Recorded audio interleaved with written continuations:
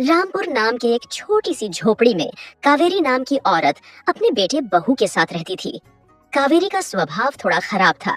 वो अपनी बहू से हमेशा से चिढ़ती थी। आप परेशान क्यों होते हैं? सरकार ने किसानों के लिए इतनी सारी सुविधा लागू तो की है, देखना कोई ना कोई उपाय निकल जाएगा। कोई हल नहीं निकलने वाला सपना। सरकार ने जो भी सुविधा लागू की है उनमें भी कई सारी शर्तें हैं। ये सारी सुविधा हम जैसे गरीब और लाचार किसानों के लिए नहीं है। अरे इसीलिए तो कहती हूँ कि ये खेती करना छोड़ दे, तेरे बस की नहीं है खेती करना। माँ, अगर खेती न करूँ तो और क्या करूँ? अपने घर वालों का पेट भरने के लिए मुझे कुछ तो करना ही होगा। मैं कौन सा ज्यादा पढ़ा लिखा हूँ जो कोई दूसरा काम कर पाऊंगा? अरे मुझे क्या पूछ रहा है, अपनी बीवी से पूछना। वैसे भी तू उसी के इशारों पर नाचता है। अगर तूने मेरी बात मानी होती और किसी अमीर लड़की से शादी की होती तो आज हमें ये गरीबी का रोना न गाना पड़ता। माँ, सपना को कुछ कहने से पहले ये तो सोच लिया करो कि आज हमारी जो हालात हैं वो किसकी वजह से हैं। पिताजी इतना सारा कर्जा लेकर खुद तो भगवान को प्यारे हो गए और हमें विरासत में दे गए क्या?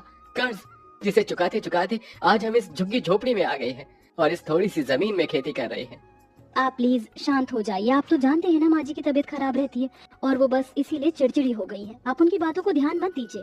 हाँ हाँ, मेरी बातों को मत ध्यान दे, अपनी बीवी की बातों पर ध्यान दे। मैं कुछ भी बोलूं तो बस माँ बुरी हो जाती है। तेरी तो किस्मत ही खराब है जो ऐसे बेटे बहू मिले।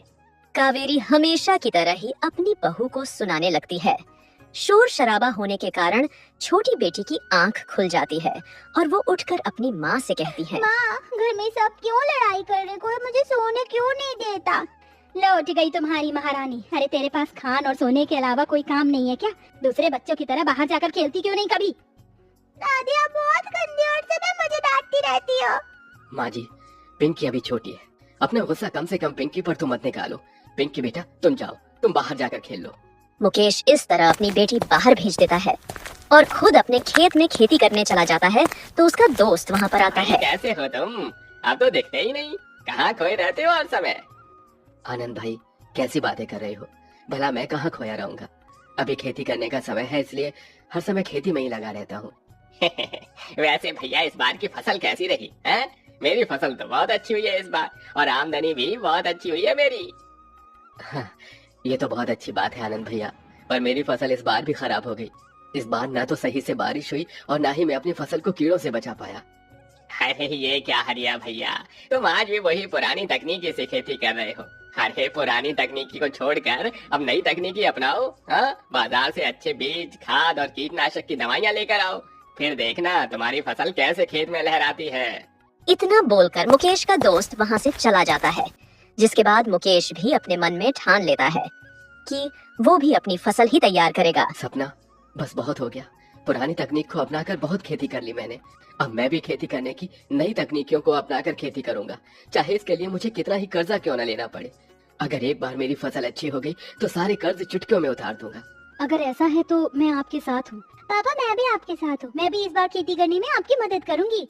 हाँ, अब यही दिन तो देखने को रह गया था। अब बाप के साथ साथ बेटी भी किसानी करेगी। अरे ये नहीं कि कुछ पढ़ाई पर ध्यान दूं। माँ बाप स्कूल नहीं भेजते तो अपने दोस्तों के साथ कुछ पढ़ाई कर लूं, पर नहीं, इसे तो अपने बाप की तरह ही किसानी करनी है। अपने बेटे, बहू और पोती की बात सुनकर कावेरी उन सब पर भड़कने लगती है, पर इन सब बातों से मुकेश को कोई फर्क नहीं पड़ता और वो शहर जाकर महंगी महंगी कीटनाशक दवाई लाकर और बड़ी मशीनों से खेती करने लगता है। पर इस बार भी उसकी फसल अच्छी नहीं होती है और वो सदमे में आ जाता है। सपना, मैं तो बर्बाद हो गया। इतना कर्जा लेकर मैंने अपने खेत में काम किया, इतना पैसा लगाया, पर फिर भी मुझे वो रिजल्ट नहीं मिला जो मैं चाहता था। लगता है अब मुझे अपनी जमीन और ये घर बेचकर कर्ज वालों का कर्ज चुकाना होगा, क्योंकि इतने कम फसल से तो सिर्फ हमारा गुजारा ही हो सकता है। मेरे पास थोड़े जेवर रखे, उन्हें बेचकर आप अपना सारा कर्ज उतार दीजिए। सपना, उन जेवर से कुछ नहीं होगा। मुझे समझ नहीं आ रहा मैं क्या करूं। मुकेश चारों तरफ से मुसीबत में आ जाता है। उसे कुछ समझ में नहीं आ रहा था। फिर समय निकलता गया और कर्ज वाले उसके घर पर आने लगे और धमकी देने लगे। अरे हरिया भाई, और कितने दिन चाहिए तुम्हें? तुम्हारा कर्जा 20,000 से 30,000 हो चुका है। अगर 10 दिनों में मुझे मेरे पैसे नहीं मिले तो मैं तुम्हारी उस जमीन पर कब्जा कर लूंगा जिस पर तुम खेती करते हो। भैया, 10 दिन तो बहुत कम है। मैं इतने कम दिनों में कहाँ से इतनी बड़ी रकम का इंतजाम कर पाऊंगा? अरे तो तू क्या चाहता है? मैं तुझे पूरे 12 महीने साल के दे दूं? देख हरिया, मैं अब इससे ज्यादा समय तुझे नहीं दे सकता। अगली बार मैं जब यहाँ आऊँ तो मुझे मेरे पैसे दे देना, या तो फिर अपनी जमीन मेरे नाम कर देना। सेठ ऐसा बोलकर वहां से चला जाता है, जिसके बाद मुकेश फूट फूट कर रोने लगता है। उसकी पति उसे काफी चुप कराने की कोशिश करती है, पर रोए जाता है। अब ऐसे ही 2-3 दिन बीत गए और एक दिन उनके घर पर एक व्यक्ति आता है और कहता है, सपना बेटी, मुझे पहचाना?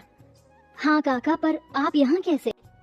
सपना बेटी, जब से तेरे माता पिता का देहांत हुआ है, तूने तो गांव आना ही बंद कर दिया।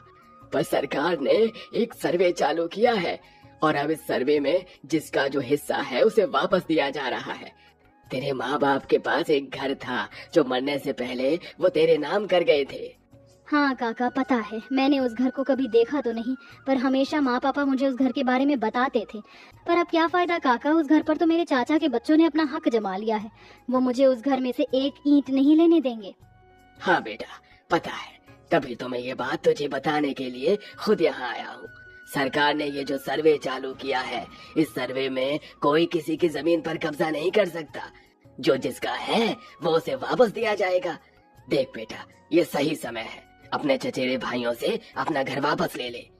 देख, मैंने तेरे घर के पेपर भी कोर्ट से निकलवा दिए हैं। बस अब तुझे ये सर्वे करने वालों को दिखाना है, जिसके बाद तुझे तेरा घर वापस मिल जाएगा। पर इसके लिए तुझे गांव आना पड़ेगा बेटा।